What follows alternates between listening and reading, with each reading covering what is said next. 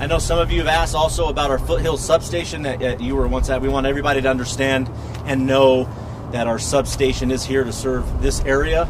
We understand there was a lot of issues and problems, so we decided to make sure we're helping not just our constituents and our business owners and neighborhoods, to make sure that we're here to support and also show not just humanity, but make sure that we're enforcing the law and cleaning up Albuquerque. The main goal for me to have this press conference is not about myself, is to show you as everybody, we're standing in unity from county commissioners to our district attorneys to business owners to constituents to all the resources that we have. The Bernalillo County Sheriff's Office in the County of Bernalillo is dedicated to helping the Central Corridor. We know for a fact that all the issues and problems that we see, just not with the unhoused, but the crime, I get calls weekly, if not nightly, on the issues that they need addressed, and we're here to address them. But we want to make sure that we're just not here for one TAC plan. We want to make sure that it's sustainable, and we also want to make sure that we understand there's a bunch of unhoused individuals here. I want to also make sure that to tell everybody unhoused is not a crime. People do need resources, but at the same time, as we've all said before, there's a thing of tough love also. If you're committing a crime in front of our deputies, you're going to be forced into the criminal justice system. If you have an issue, mental health or drug addiction, you are forced into the criminal justice system, it will now be up to the criminal justice system to make sure that you are productive back in our community. Everybody is going to ask us if we're going to be breaking up encampments. We know the recent lawsuit from the ACLU. I have also spoken to the ACLU and I've done my research, but we also want to make sure that we are proactive for every crime, just not here in the Foothills area, but all the way to 114th and Central.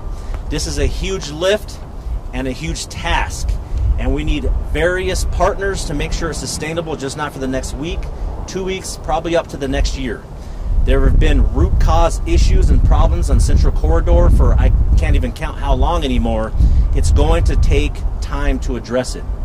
The key is you need to see a presence from law enforcement and proactivity to make sure that we are addressing it and our constituents are not only getting their calls of service answered, but their problems are being addressed over a sustainable amount of time. As you can see, I'll have a couple speakers come up. Some of the resources that we have for the unhoused and other things are the care campus, which I'll have Jessica come up and speak for a moment. We also want to make sure that there's also diversion if need be, to make sure that there's tools and resources for people to succeed in life and then once again be productive in our community. We have First Nations. They serve the indigenous, but they're vast. They go all over the place also for unhoused to make sure that they have resources. New Mexico Veterans Integration Center, and of course ACS, making sure that we're working with people's behavioral needs. We know that our deputies are going to run into not addiction or just drug addiction issues, but mental health. We want to make sure that a deputy has a decision whether or not they're going to make an arrest, but whether or not to divert and make sure that that person has a resource. Another question will be, what if that person is not committing a crime and they don't want any help? Well, one of the reasons we're doing this operation is to make sure to make it clear to our lawmakers also that there will probably have to be adjustments, but we want to make sure that we're not throwing the blame game. We're not blaming anybody. We want to make sure that we're working together as a team here in Bernalillo County to make sure we get off all of the places that we're first on the list for, places that people don't want to live. We're losing businesses and shopping centers. As the sheriff of Bernalillo County, I will not accept that. That is my responsibility also as being in charge of the whole county. We're also here to supplement and make sure that APD can answer their calls for service while we're being proactive, and they can be proactive also. So it's a team effort and teamwork. But enough of me talking. I will have District Attorney Sam Bregman come to the front. Thank you, Sheriff. I think this is an important day today because I think it reflects on the fact that law enforcement is committed 100% to continue to do everything we can to make our neighborhoods safer. I want to just congratulate the Sheriff for recognizing the issue and being proactive, and I want to say thank you, the biggest thank you I can, to the men and women of the Sheriff's Department who have been and will continue to fight like hell, quite frankly, for the people of Albuquerque.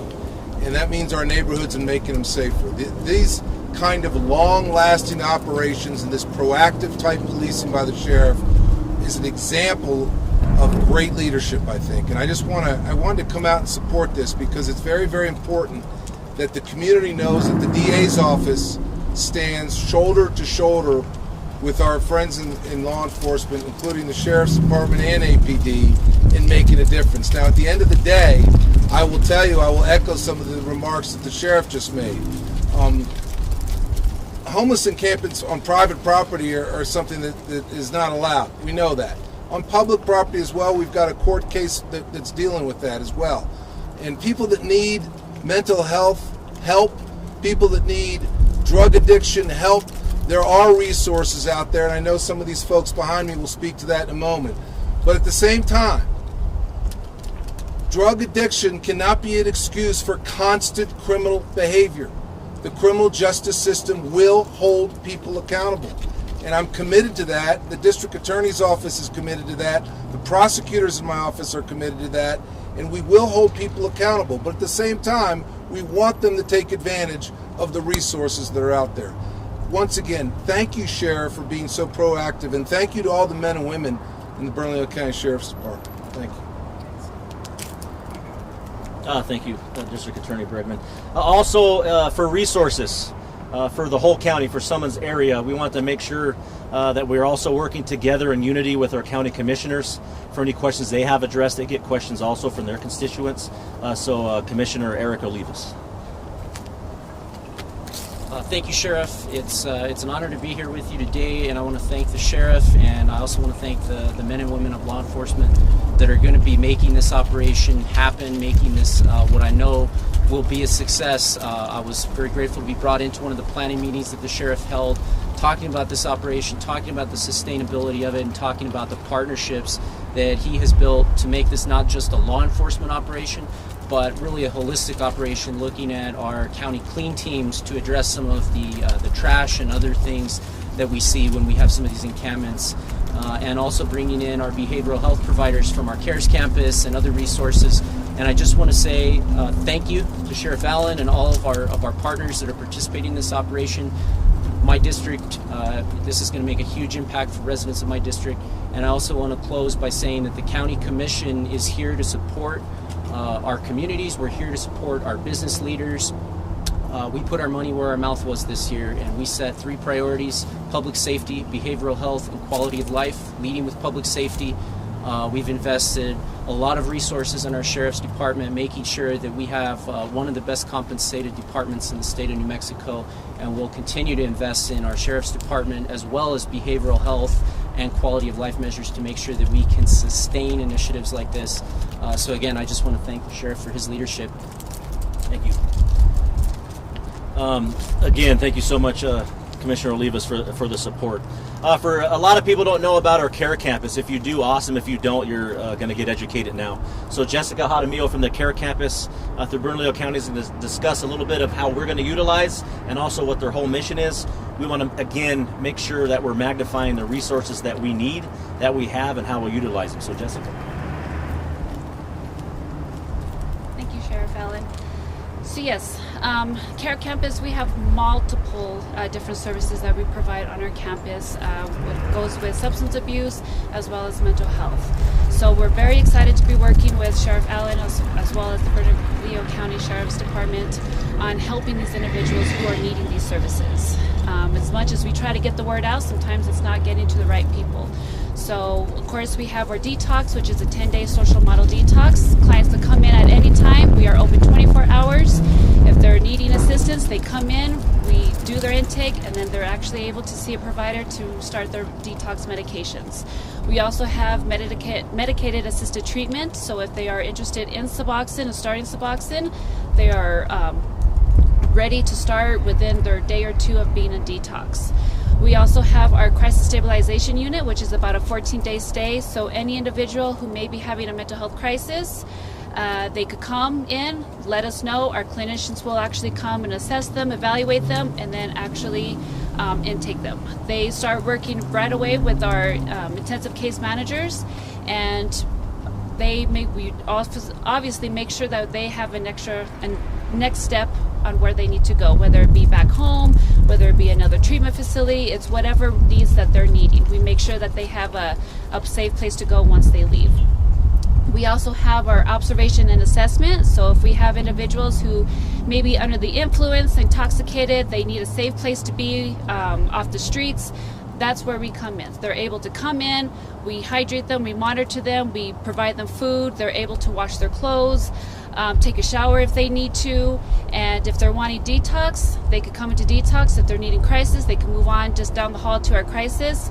Or if they're, needing some outpatient, meaning, substance abuse treatment or mental health, then we actually walk them down to our hall, which is our outpatient clinic. Our outpatient clinic is contracted with Duke City, and so they take a lot of our clients. If they're needing right-away counseling or intensive outpatient, we're able to make that referral right then and there.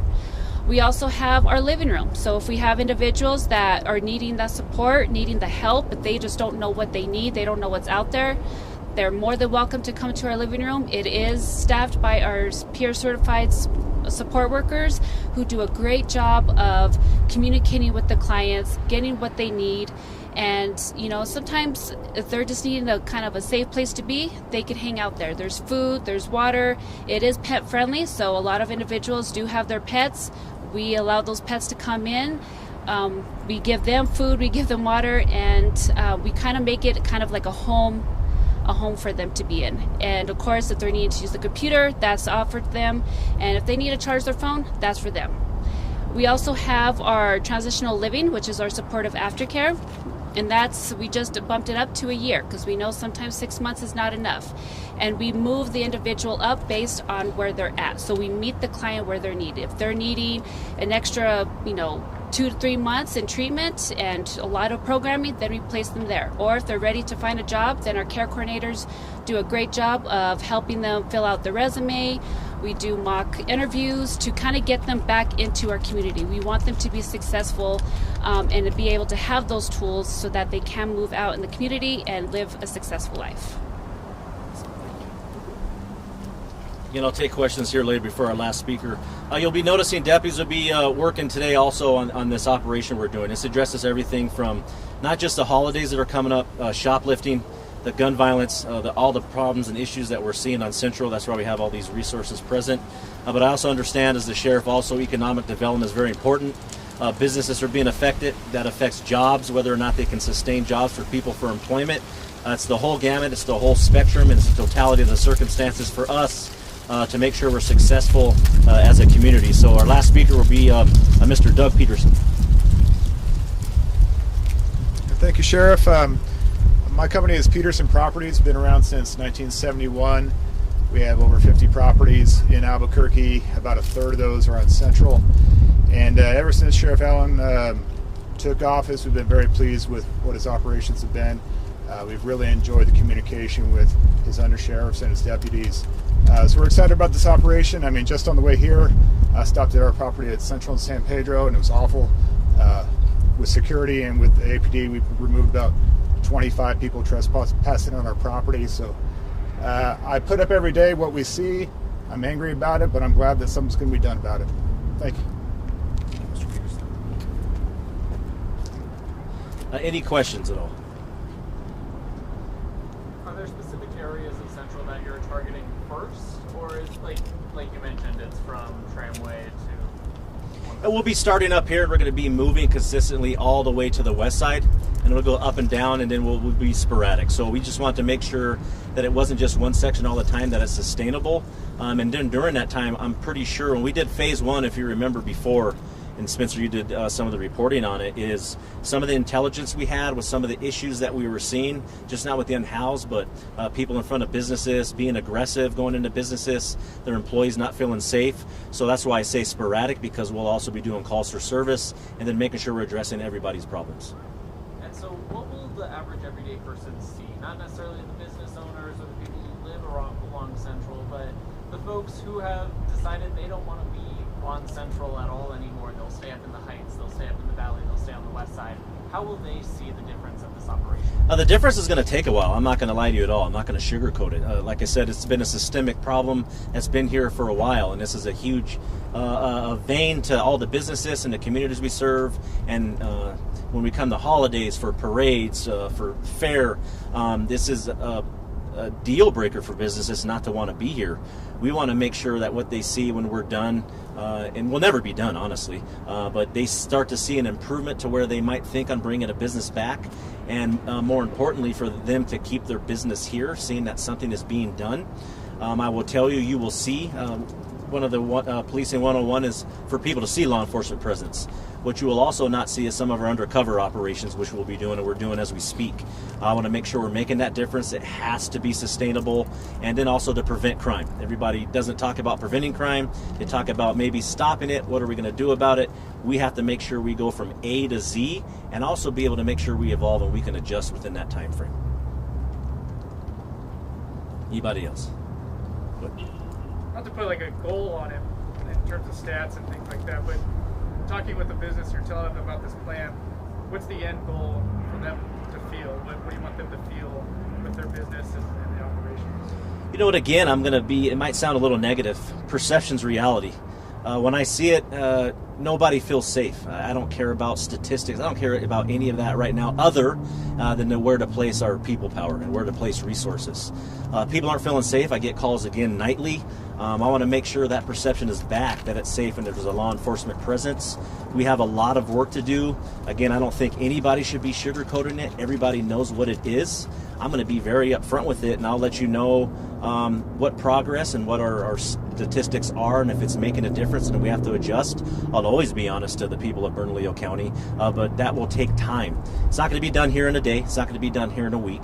Again, that's why it's so important to make it sustainable, and we're going to probably see a lot of the resources behind me probably fill up pretty fast. That's one thing that we were looking at, because during phase one of our operations, when our deputies just went to Central and San Pedro on what Mr. Peterson were talking about, all of my deputies were absorbed within an hour and a half.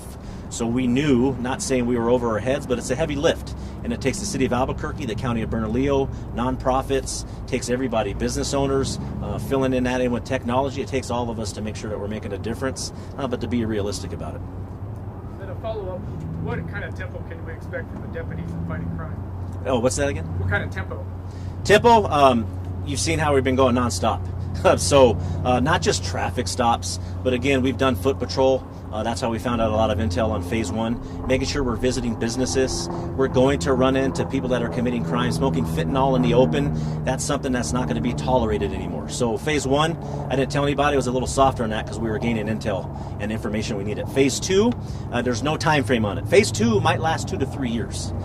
Because we have to make it sustainable. Now is the time to start making a difference and holding people accountable and making sure that they know that there's a force to be reckoned with law enforcement. All right, thank you for being here and have a good day.